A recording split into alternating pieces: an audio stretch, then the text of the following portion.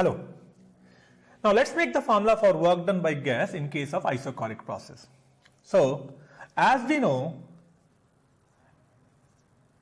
in thermodynamics, work done by gas is equals to PdV when the system is piston type of system, and generally we deal with piston type of system only.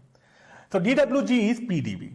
Now let's talk about the isochoric process. Let's talk about the equation of isochoric process. The equation in case of isochoric process is V is equals to constant. That's the equation. If we differentiate this equation,